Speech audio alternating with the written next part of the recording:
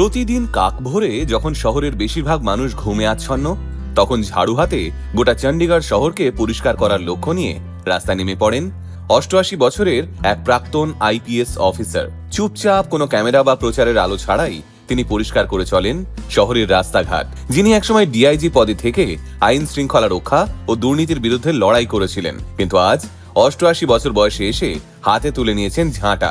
নিজের হাতে তুলে নিচ্ছেন রাস্তায় পড়ে থাকা আবর্জনা, পরিষ্কার করছেন চণ্ডীগড়ের অলিগলি।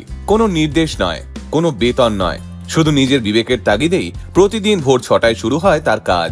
এই হাড় ভাঙা পরিশ্রমের জন্যই আজ তিনি পরিচিত হয়ে উঠেছেন চণ্ডীগড় শহরের ব্রুম ওয়ারিয়ার হিসেবে।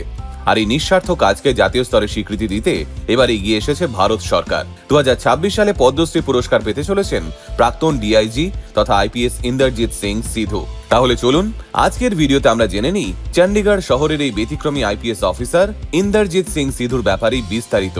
ইন্দ্রজিৎ সিং সিধুর কর্মজীবনের শুরুটা হয়েছিল পাঞ্জাব পুলিশের ডেপুটি ইন্সপেক্টর জেনারেল হিসেবে।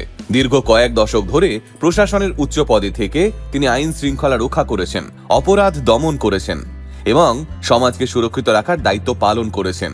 দায়িত্ববোধ, শৃঙ্খলা আর ন্যায়বোধ, এই তিনটি বিষয় ছিল তার কর্মজীবনের মূল ভিত্তি।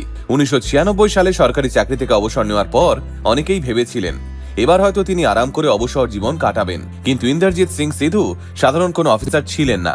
চাকরি থেকে অবসর নিলেও সমাজের প্রতি তার দায়িত্ববোধ একটুও কমেনি, বরং সেখান থেকেই শুরু হয় তার জীবনের দ্বিতীয় ইনিংস।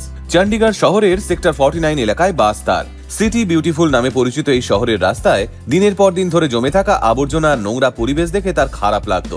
একজন সচেতন নাগরিক হিসেবে তিনি প্রথমে একাধিকবার পুরসভা ও সংশ্লিষ্ট কর্তৃপক্ষকে বিষয়টি জানিয়েছিলেন, কিন্তু দীর্ঘ সময় পেরিয়ে গেলেও যখন কোনো স্থায়ী সমাধান হলো না, তখন তিনি নিজেই সিদ্ধান্ত নেন আর অপেক্ষা নয়, এবার নিজেকেই কাজে নামতে হবে। আর সেই সিদ্ধান্ত থেকেই শুরু হলো তার সাফাই অভিযান। প্রতিদিন ভোর ৬টা নাগাদ তার দিন শুরু হয়। গ্রীষ্ম হোক বা শীত, বৃষ্টি হোক বা কুয়াশা, প্রকৃতি কখনো তার কাজে বাধা হয়ে দাঁড়াতে পারেনি। হাতে একটা সাধারণ ঝাঁটা আর সঙ্গে একটা ছোট্ট ঠেলা গাড়ি নিয়ে তিনি রাস্তায় বেরিয়ে পড়েন। প্লাস্টিক, কাগজ, শুকনো পাতা, বোতল, রাস্তায় পড়ে থাকা সব ধরনের আবর্জনা নিজে হাতে তুলে নিয়ে পরিষ্কার করেন তিনি। এই কাজের জন্য তিনি কোনো টাকা পান না, নেই কোনো সরকারি নির্দেশ, নেই কোনো পদমর্যাদা, আছে শুধু নিজের শহরের প্রতি গভীর দায়িত্ববোধ।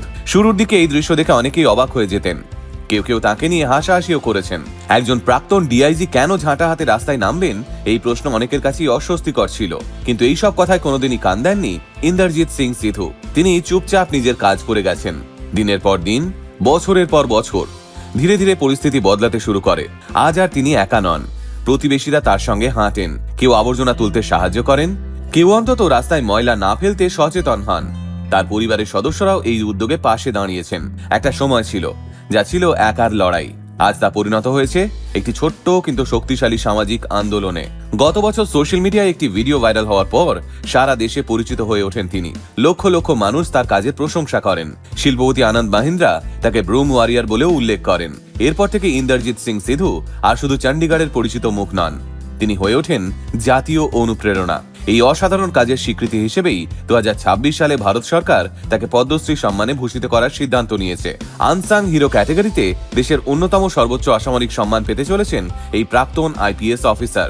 তবে এত বড় সম্মান পাওয়ার খবরেও তার দৈনন্দিন রুটিনে কোনো পরিবর্তন আসেনি। পুরস্কারের খবর জানার দিনও তিনি যথারীতি ভোরে উঠে ঝাঁটা হাতে রাস্তায় নেমেছেন, কারণ তার কাছে কাজটাই আসল, স্বীকৃতি নয়। চণ্ডীগড়ের এই ৮৮ বছর বয়সী ব্রুম ওয়ারিয়ারের গল্পটা আপনাদের কেমন লাগলো অবশ্যই কমেন্ট করে জানাবেন আমাদের।